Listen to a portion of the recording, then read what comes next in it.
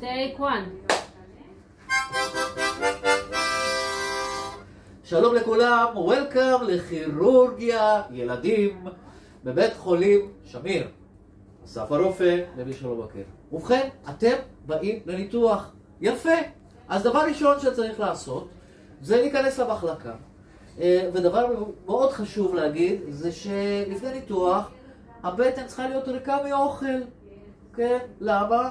כי אנחנו נלך לישון, וכשאנחנו ישנים עדיף שנהיה בלי האוכל. אז דבר ראשון שחשוב להגיד זה שבהכנה אנחנו לא נאכל, ואחרי הניתוח נאכל ולא נשתה ולא נאכל, אבל כן נשתה ונאכל אחרי הניתוח. אוקיי, מה קורה כשאנחנו מגיעים למחלקה? ובכן, אנחנו מגיעים לחדר הקבלה, שזה החדר הזה. כמו שאתם רואים, יש פה כל מיני ציודים רפואיים, וקודם כל אתם כמובן תהיו עם אבא ואמא, ויהיה לכם בנוח, ואתם תגיעו לחדר הזה. בחדר הזה אנחנו נעשה כמה דברים.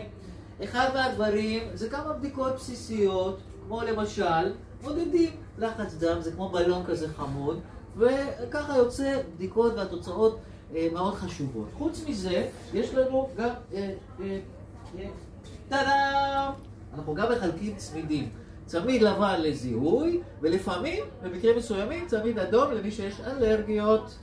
זה מאוד חשוב. בנוסף, אנחנו גם עושים פה, זה לא כלבלב, זה בודקים עם האצבע את רמת החמצן בדם. זה לא כואב בכלל, ממש, הנה, ממש לא כואב, בכלל לא כואב. אפילו קצת מדגדג. ובנוסף, יביאו לכם בגד מיוחד. בגד מיוחד.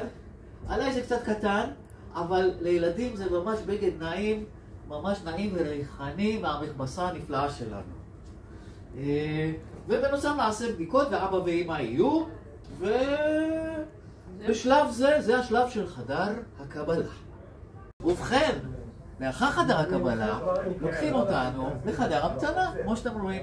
יש מיטה לילד או לילדה, וליד המיטה יש ספה נפתחת שיכולה להפוך למיטה לאבא או אמא שירצו לנוח ולהתכונן לקראת הניתוח. בשלב הבא אנחנו נגיע לחדר הניתוח, ושם נפגוש את המנתחת או המנתח, והם יסבירו לנו בדיוק מה צריך לעשות, שזה אומר לשים מסכה, והמסכה תגרום לנו לישון, לחלום חלומות נעימים, ואז אנחנו נקום ואנחנו נהיה אחרי הניתוח. אני מזכיר, אחרי הניתוח עדיין לא אוכלים ולא שותים.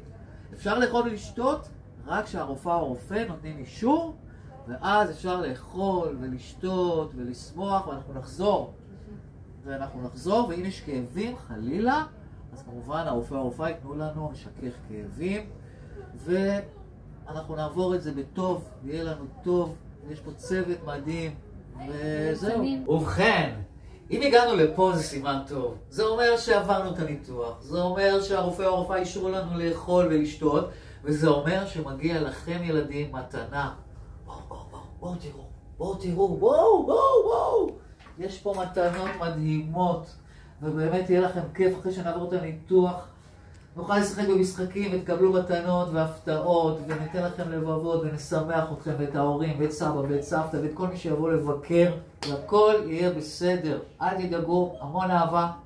וגם נועם הליצן יהיה פה בשבילכם. גם נועם הליצן וחבריי הליצנים והליצניות, גם נהיה פה כדי לשמח ולעזור ולאושש, ותמיד תאמינו באהבה, שהכל יהיה טוב.